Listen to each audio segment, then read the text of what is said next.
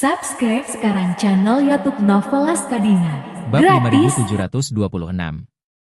Charlie tersenyum tak berdaya, membuka peta di kontrol pusat. Menunjuk lokasi mereka berdua, dan lokasi kota saat Victoria muncul lagi, dan berkata kepada Maria. Sekarang aku hanya tahu bahwa Victoria turun dari sini. Dan kemudian dari sini muncul di kota itu. Tapi tempat sebenarnya yang dituju Victoria masih belum pasti. Jika tempat yang dia kunjungi relatif dekat dengan kedua ujung ini, akan lebih mudah untuk mengatakannya. Jika lebih jauh, maka rutenya mungkin merupakan sudut lancip dengan sisi yang panjang. Area pencarian akan menjadi sangat luas. Jika kau benar-benar mengikutiku, aku khawatir kau tidak akan sanggup menanggungnya. Maria berkata dengan tegas, aku pergi. Hanya saja, mungkin kamu perlu menjagaku dan sedikit mengakomodasiku. Tapi aku masih ingin bersama Tuan Muda. Setelah mengatakan itu, Maria mengerutkan bibirnya dan berbisik. Saya takut jika Tuan masih hidup dan Tuan Muda berani mengganggu kultivasinya. Itu akan menimbulkan masalah. Meskipun aku belum pernah bertemu dengan gurunya, tapi jika aku melakukannya, aku masih bisa menggunakan hubungan ayahku untuk dekat dengannya. Charlie terdiam sejenak, menatapnya dan bertanya. Apakah menurutmu Meng Changsheng masih hidup? Maria mengangguk. Awalnya, aku hanya berpikir bahwa bukan tidak mungkin tuannya masih hidup. Ada kemungkinan kecil tertentu. Kemungkinan hidup dan mati paling banyak sekitar 80 hingga 20. Berbicara tentang hal ini, Maria berkata dengan nada yang sangat serius. Tapi sekarang aku merasa kemungkinan sang guru hidup atau mati adalah sekitar 20 atau bahkan 80. Charlie bertanya dengan heran, mengapa kamu yakin dia masih hidup sekarang? Maria berkata, karena saya sudah melihatnya. Saya sudah mendapatkan semua rekaman video pengawasan bandara yang menunjukkan kedatangan Victoria di bandara. Lewati pemeriksaan keamanan dan bea cukai, lalu lihat dia menunggu dan menaiki pesawat. Ekspresinya di kamera selalu sedikit bingung. Dapat dilihat bahwa dia pasti sangat ketakutan. Sepengetahuanku, seharusnya tidak ada orang lain di dunia ini yang bisa membuat Victoria begitu takut, kecuali tuannya. Charlie mengerutkan kening dan berkata, meskipun Victoria pergi dengan cara yang sangat malu. Setidaknya jika Meng Changsheng masih hidup dan Victoria datang ke pintu kali ini. Bagaimana Meng Changsheng bisa membiarkannya mundur sepenuhnya? Setelah mengatakan itu, Charlie menambahkan, selain itu, apakah itu dari Anda atau dari keturunan murid pertama Meng Changsheng yang disebutkan namanya? Kehidupannya dapat dikonfirmasi. Ia lahir pada tahun 664 dan meninggal pada tahun 1663. Yang terjadi selama 1000 tahun. Jika dia masih hidup sekarang, bukankah itu berarti dia menemukan cara untuk menerobos 1000 tahun lebih dari 300 tahun yang lalu? Jika memang begitu, kekuatannya saat ini mungkin luar biasa. Tak ada yang bisa menandinginya. Victoria jauh tertinggal di belakangnya. Dia bisa menciptakan organisasi yang 10.000 kali lebih kuat dari Warriors Den. Bagaimana mungkin dia rela bersembunyi di gunung? Maria berkata dengan ekspresi khawatir di wajahnya. Apa yang dikatakan Tuan Muda, aku tidak dapat memahaminya. Saya tidak dapat memahami banyak hal, jadi saya khawatir. Saat dia mengatakan ini, Maria memikirkan sesuatu, menatap Charlie, dan berkata dengan gugup. Tuan Muda, pikirkan tentang Ibu Puca, lebih dari 300 tahun yang lalu. Saya menyaksikan dengan mata kepala saya sendiri kegagalannya mengatasi musibah di tepi danau. Selama lebih dari 300 tahun, saya sangat yakin bahwa dia telah menghilang begitu saja. Tapi siapa yang bisa membayangkan bahwa dia bisa meninggalkan secercah harapan untuk dirinya sendiri? Dan kemudian setelah lebih dari 300 tahun, akankah menemukan kesempatan untuk terlahir kembali setelah tahun itu? Wajah Charlie menjadi gelap, dan dia bertanya dengan heran. Maksudmu, Meng Changsheng mungkin juga mencari kesempatan seperti itu? Maria berkata dengan serius, saya tidak yakin. Tapi saya pikir, karena Ibu Puca bisa melakukannya, maka Guru Meng mungkin juga bisa melakukannya. Guru, tolong jangan meremehkan keinginan manusia untuk hidup. Semakin tua seseorang, semakin kuat keinginan untuk hidup. Seseorang yang telah hidup selama 1000 tahun pasti memiliki keinginan untuk hidup. Hal itu tidak terbayangkan oleh orang biasa. Untuk bertahan hidup, aku tidak tahu usaha apa yang akan dia lakukan. Bab 5727. Kata-kata Maria membuat Charlie berpikir serius tentang Apakah Meng Changsheng benar-benar hidup untuk pertama kalinya? Pertanyaan ini tampak agak konyol pada awalnya. Dalam 9 kitab suci surgawi yang mendalam, tidak ada catatan yang memungkinkan seseorang hidup lebih dari 1000 tahun. Jadi ini sudah menyentuh titik buta pengetahuannya. Faktanya, tidak ada satupun catatan tentang pil hijau abadi dalam 9 kitab suci surgawi yang mendalam. Bahkan Maria termasuk dalam titik buta pengetahuan Charlie, apalagi Meng Changsheng.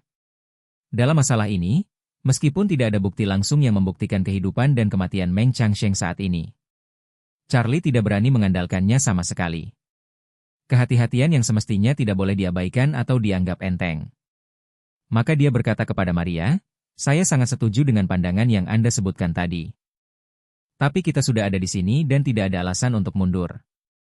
Mengapa tidak mengikuti apa yang kamu katakan dan mari kita cari tahu bersama?" Maria tahu bahwa Charlie tidak akan menyerah begitu saja. Dan bersedia membawanya bersamanya sudah merupakan pengakuan terbesar yang pernah dia buat. Jadi dia mengangguk tanpa berpikir dan berkata, "Oke. Aku bersama Tuan Muda." Charlie mengangguk sedikit lalu mendesah pelan dan berkata, "Jika kita berdua bersama, tidak realistis untuk turun dari sini. Ayo berbalik dan kembali ke gunung di arah yang berlawanan dari kota tempat Victoria muncul." "Baiklah." Maria mengangguk patuh dan berkata, "Asalkan Tuan Muda bersedia membawaku bersamanya. Dan aku akan menaati pengaturan tuanku dalam segala hal." Keduanya mencapai konsensus, dan Charlie tidak lagi tertunda. Dia berbalik dengan kecepatan tinggi di pintu keluar berikutnya. Melewati tempat Victoria melompat turun, dan terus melaju ke depan. Setelah berjalan puluhan kilometer, mereka keluar dari jalan tol di kota tempat Victoria pergi. Peta menunjukkan bahwa selain jalan raya ini, kota Praja ini hanya memiliki satu jalan pegunungan terjal yang mengarah ke dunia luar. Ujung jalan pegunungan dimulai dari kaki gunung bernama Gunung Qiandao tidak jauh dari sana. Dan menuruni gunung melewati perkampungan dan menyambung dengan jalan utama perkampungan. Dan kemudian berlanjut ke pintu masuk dan keluar jalan raya. Jika Anda tidak mengambil jalan tol di sini dan terus melaju ke depan, Anda dapat mencapai jalan raya nasional yang melintasi Yunnan dan Guangxi. Lokasi di mana Victoria muncul berada di jalan dari titik awal Gunung Daoshan hingga tengah kota Praja. Oleh karena itu, Charlie mengendarai mobil ke tempat Victoria muncul.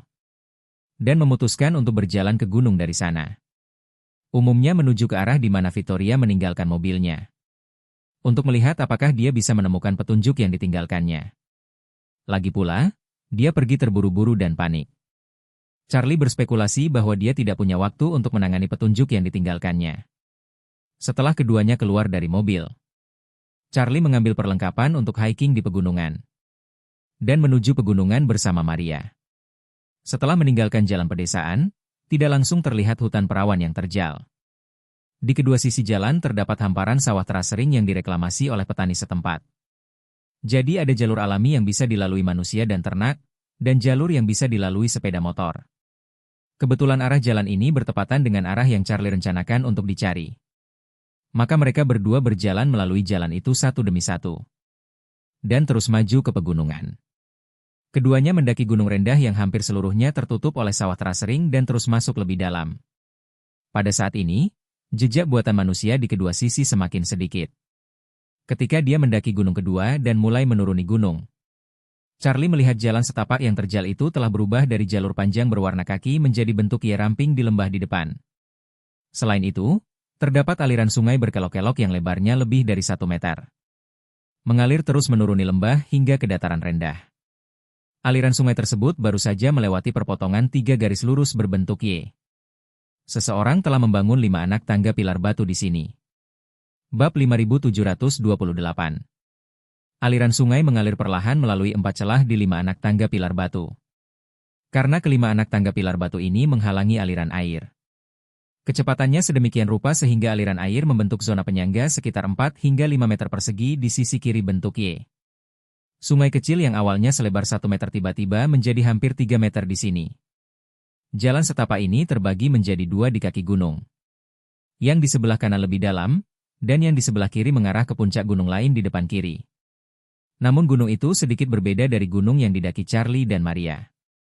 Jauh lebih pendek, dan di puncak gunung, ada sepotong kecil bangunan rendah berwarna coklat merah, yang tujuannya tidak diketahui.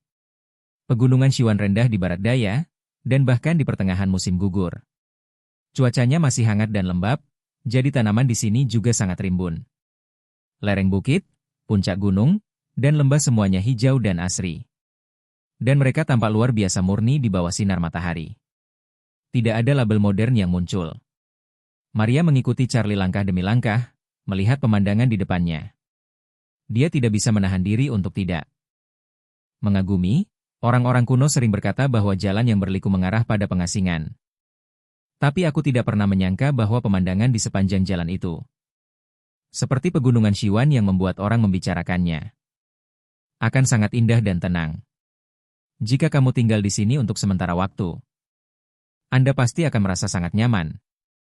Charlie tersenyum dan berkata, ketika kamu tidak perlu lagi khawatir tentang Warriors Den di masa depan. Aku akan membelikanmu beberapa gunung di sini, dan kamu bisa memilih satu gunung untuk membangun rumah. Sisanya bisa digunakan untuk menanam pohon teh. Maria menggelengkan kepalanya dan berkata, iklim di sini tidak cocok untuk pohon teh PUR. Tapi cocok untuk menanam teh hijau. Setelah mengatakan itu, Maria tidak bisa menahan diri untuk bergumam. Guru, meskipun saya suka teh, saya tidak berencana untuk menjadi petani teh yang bekerja keras seumur hidup. Ada begitu banyak pohon teh di Gunung Erlang, dan saya bahkan tidak tahu bagaimana cara menanamnya nanti. Kamu harus membeli tanah agar aku bisa menanam teh. Apakah saya harus berurusan dengan teh sepanjang hari di masa mendatang? Charlie tersenyum dan berkata, aku tidak bermaksud begitu. Aku baru saja melihat kamu sangat menyukainya, jadi aku ingin membelikannya untukmu. Maria tersenyum malu-malu dan berkata lembut. Jika Tuan Muda memiliki hati seperti ini, saya akan merasa puas. Saat ini, keduanya berdiri di tengah gunung. Mereka dapat melihat sisi kiri jalan pegunungan berbentuk Y. Seorang wanita botak mengenakan jubah abu-abu juga berjalan menuruni gunung. Dia tampak berusia awal 20-an, dengan fitur yang sangat halus. Meskipun kepalanya dicukur, dia botak, tapi dia tetap cantik. Wanita itu memegang baskom kayu di tangannya, yang tampaknya berisi beberapa pakaian dan tongkat kayu pipih. Karena gunung itu jauh lebih pendek daripada gunung tempat Charlie dan Maria berada. Gadis itu tiba di persimpangan berbentuk Y lebih awal dari mereka. Gadis itu berhenti di persimpangan, bersandar di jalan di sisi kiri bentuk Y. Berjongkok di pinggir jalan, lalu mengeluarkan jubah dari bak mandi. Basahi dengan air, gosok, lalu tepuk-tepuk kuat dengan tongkat kayu. Tongkat kayu menampar pakaian basah. Dan suara tamparan renyah bergema lembut di lembah. Maria mendengarkan dan melihat, dan tidak bisa menahan diri untuk berkata kepada Charlie. Dulu aku mencuci pakaian seperti ini. Saya tidak menyangka orang masih menggunakan metode ini. Charlie memandang gadis itu dari kejauhan dan bergumam. Dia tampaknya seorang biarawati, jadi bangunan berdinding merah di gunung sebelah kiri seharusnya adalah sebuah biara. Maria mengangguk sedikit dan mendesah. Menjadi biksu di sini lebih sulit daripada kebanyakan biksu lainnya. Keduanya berjalan menyusuri jalan pegunungan. Melanjutkan perjalanan ke pedesaan. Setelah beberapa saat, mereka tiba di persimpangan berbentuk Y. Saat itu, sang biarawati masih jongkok di samping sambil mencuci pakaian. Karena Charlie dan Maria telah setuju untuk berpura-pura menjadi pasangan di depan orang luar. Dia berhenti di depan dermaga batu, mengulurkan tangan, dan berkata kepada Maria. Aku akan memelukmu di sana. Maria mengangguk malu-malu, lalu segera mengulurkan tangan kecilnya ke tangan Charlie. Charlie menuntunnya menyeberangi dermaga batu dan hendak melanjutkan berjalan ke kanan persimpangan berbentuk Y. Biarawati muda di sebelah mereka yang sedang berjongkok di tanah mencuci pakaian tiba-tiba berdiri. Menggenggam tangannya dan sedikit membungkuk ke arah Maria, lalu berkata, Amitabha, dermawan ini, kepala biara keluarga kami telah menunggu Anda sejak lama.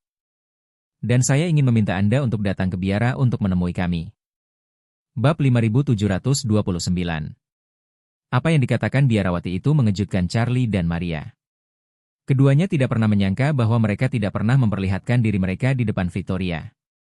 Namun mereka menjadi sasaran di depan sebuah biara di pegunungan Siwan. Jadi, tanpa menunggu Maria berbicara, Charlie bertanya kepada biarawati itu dengan tatapan waspada. Siapa kamu? Pura-pura jadi biarawati, cuci baju di sini cuma nunggu kami datang? Biarawati itu menggenggam kedua tangannya, membungkuk sedikit pada Charlie dan berkata, Guru, biarawati malang ini tidak berpura-pura. Saya seorang biksuni di biara King Zhao, menjadi biksu dan berlatih di biara King Zhao. Hanya saja kepala biara tahu bahwa kalian berdua akan lewat di sini hari ini. Jadi dia secara khusus memintaku untuk menunggu di sini. Setelah mengatakan itu, dia menatap Maria lagi dan berkata dengan serius. Nyonya, kepala biara mengatakan bahwa Anda memiliki hubungan yang mendalam dengan agama Buddha dan ingin mengundang Anda ke biara untuk sementara waktu. Itu tidak akan memakan waktu lama. Maria berpikir sejenak lalu mengangguk pelan. Dia mengangguk dan berkata, baiklah, kalau begitu aku akan memintamu untuk memimpin. Jalan. Charlie merasa masalah ini agak aneh dan bukan pilihan yang aman, jadi dia berkata, kalau begitu aku juga akan pergi. Biarawati itu menunjuk ke arah jalan menuju gunung di belakangnya. Dia membuka mulutnya dan berkata, dimulai dari sini sampai ke puncak gunung, itu adalah wilayah kuil. Kuil King Zhao adalah tempat para samanera dan biksuni mempraktikkan agama Buddha. Pria tidak diizinkan masuk. Saya harap Tuan mengerti. Charlie berkata dengan dingin, sungguh lelucon jika kau tidak membiarkanku masuk. Bagaimana saya bisa memastikan keselamatan pacar saya? Biarawati itu berkata dengan hormat, seorang biarawan berbelas kasih dan tidak akan melakukan apapun untuk menyakiti orang lain. Tolong, aku minta kamu untuk tidak khawatir. Tepat saat Charlie hendak menolak, Maria menarik lengannya dan berkata dengan lembut. Sayang, tunggu aku di sini sebentar. Aku akan kembali secepatnya. Charlie menasihatinya, jangan terlalu impulsif, hati-hati dengan penipuan. Maria tersenyum kecil dan berkata lembut, tidak apa-apa. Selama kamu di sini, tidak ada yang berani melakukan apapun padaku. Jadi tenang saja dan tunggu aku di sini. Maria tidak mengetahui latar belakang kepala biara yang menunggunya di biara. Namun, instingnya mengatakan bahwa tidak akan ada bahaya di sana. Dia tahu betul bahwa satu-satunya orang di dunia ini yang ingin menangkapnya adalah Victoria dan organisasinya. Dan ketika dia datang ke Yunan Selatan bersama Charlie kali ini, Victoria tidak memperhatikan apapun. Dari sini dapat disimpulkan bahwa orang di biara yang ingin bertemu dengannya pastilah bukan orangnya Victoria. Karena orang itu bukan milik Victoria, kemungkinan pihak lain bersikap jahat jauh lebih kecil. Terlebih lagi, Charlie menunggunya di kaki gunung. Jika pihak lain benar-benar mengetahui detail antara dia dan Charlie, mereka pasti tidak akan bisa menyerangnya di bawah hidung Charlie. Yang paling menarik baginya adalah dia tidak sabar untuk mengetahui identitas pihak lain. Karena pihak lain mengenalnya, mereka pasti memiliki pemahaman tertentu tentang situasinya. Yang lebih menakutkan adalah pihak lain benar-benar dapat mengetahui keberadaan dia dan Charlie. Ini bahkan lebih luar biasa. Lagi pula, dia dan Charlie baru memutuskan rute ini 1 atau 2 jam yang lalu. Dan tidak mungkin pihak lain dapat mengetahuinya sebelumnya. Satu-satunya kemungkinan adalah pihak lain telah memperhitungkan segalanya dan hanya menunggu di sini. Memikirkan hal ini, Maria tidak sabar untuk mengetahui asal-usul orang di balik rencana ini. Melihat bahwa Maria telah mengambil keputusan, Charlie menduga dia juga ingin pergi ke atas untuk mencari tahu. Jika dia mengikutinya dengan paksa, mungkin kepala biara akan menyerah untuk muncul. Kalau begitu, dia tidak akan bisa mengungkap alasan sebenarnya di baliknya. Dalam keputusasaan, Charlie tidak punya pilihan selain menganggukkan kepalanya dan berkata kepada Maria, aku memperhatikanmu naik ke sini. Penghitung waktu dimulai sejak kau menghilang dari pandanganku. Aku akan menunggumu selama 20 menit. Jika kamu tidak keluar setelah waktu itu, aku akan datang dan mencarimu. Bab 5730. Melihat Charlie mengalah, Maria mengangguk cepat dan berkata, oke. Cuma 20 menit. Melihat ini, biarawati kecil itu sekali lagi menggenggam tangannya ke arah Charlie dan membungkuk hormat. Tuan, mohon tunggu sebentar. Tunggu sebentar. Setelah itu, dia berkata kepada Maria dengan hormat. Nyonya, silakan ikut saya. Maria mengangguk, memberi Charlie senyum meyakinkan, dan berbisik di telinganya. Tuan muda, tunggu saja di sini. Saya akan kembali. Charlie mengangguk kecil dan memperhatikannya naik gunung bersama biarawati itu. Charlie memperhatikan mereka berdua berjalan semakin jauh. Melihat mereka berdua selangkah demi selangkah menuju puncak gunung. Melihat biarawati kecil itu dengan hormat membuka pintu biara untuk Maria. Dan menyaksikan Maria berbalik dan melambaikan tangan padanya dari kejauhan sebelum melangkah masuk. Saat ini, Charlie merasa agak gelisah. Dia merasa bahwa meskipun pihak lain bukanlah orang jahat, prediksi akurat pihak lain tentang dirinya dan Maria juga membuat punggungnya menggigil. Sejak dia memperoleh 9 kitab suci surgawi yang mendalam, dia tidak pernah merasa begitu cemas dan gelisah. Pada saat ini, Maria telah melangkah ke gerbang King Zaoan. Biara King Zhao bukanlah sebuah kuil besar. Kuil ini menempati area yang kecil. Dan tidak banyak bhikkhuni yang berlatih. Termasuk para biksu pemula yang berusia di bawah 20 tahun. Jumlahnya hanya sekitar selusin orang. Lagi pula, dupa di King Zaoan tidak terlalu makmur. Maria datang dan tidak pernah melihat ada peziarah yang membakar dupa dan menyembah Buddha di sini. Dia mengikuti biarawati kecil itu melalui halaman depan. Dan semua biarawati membungkuk padanya saat mereka melihatnya, yang membuat Maria semakin penasaran. Biarawati kecil itu menuntunnya. Melewati halaman depan menuju aula utama di belakang. Aula utamanya tidak megah, tetapi terlihat di mana-mana bahwa aula tersebut dirawat dengan sangat hati-hati. Meskipun patung Buddha itu tua, warnanya cerah dan tidak terkena debu. Sekilas terlihat bahwa mereka sering diperbaiki dan dibersihkan. Di aula utama, seorang biarawati tua berambut abu-abu berdiri di depan sang Buddha. Dengan hati-hati menambahkan minyak ke beberapa lampu yang selalu menyala di depan patung Buddha. Biarawati tua itu tampaknya berusia 70-an atau 80-an. Dia sudah tua, tetapi tubuhnya sangat kuat. Dia memegang pot minyak yang beratnya beberapa kilogram. Dan minyak lampu yang dituang itu tidak bergerak sedikit pun. Dapat dilihat bahwa tangannya luar biasa stabil. Biarawati kecil itu membawa Maria masuk dan berkata dengan hormat. "Guru, saya telah mengundang dermawan itu." Biarawati tua itu berbalik, menatap Maria, melipat tangannya, dan berkata dengan sangat hormat. "Biarawati malang itu berani mengganggumu. Tolong jangan tersinggung." Maria pun menangkupkan kedua tangannya untuk membalas gerakan itu, dan berkata dengan lantang. "Guru, Anda tidak perlu bersikap begitu sopan. Hanya saja aku datang mendaki bersama pacarku. Dan dia masih menunggu di kaki gunung. Jadi, saya mohon Anda untuk langsung ke intinya." Biarawati tua itu melambaikan tangannya kepada biarawati kecil, yang segera berbalik dan pergi, sambil menutup pintu aula utama pada saat yang sama. Setelah dia keluar, biarawati tua itu tiba-tiba mendesah dan berkata, "Ada berbagai macam bahaya dan rintangan di jalan di depan. Saya ingin dengan berani meminta Nona Lin untuk memberikan nasihat yang baik kepada Tuan Wade dan tidak membiarkannya bertindak lebih jauh." Tiba-tiba dipanggil oleh pihak lain, Maria merasa ngeri. Namun dia menatap pihak lain dengan ekspresi tenang di wajahnya, dan berkata dengan tenang, Tuan Wade terobsesi dengan jalan ke depan. Aku hanya orang lemah. Bagaimana aku bisa membujuknya untuk kembali?" Saat dia berbicara, Maria menatap biarawati tua itu, mengganti topik pembicaraan, dan berkata dengan serius. "Kecuali jika guru bisa memberitahuku, apa saja bahaya yang ada di depan?"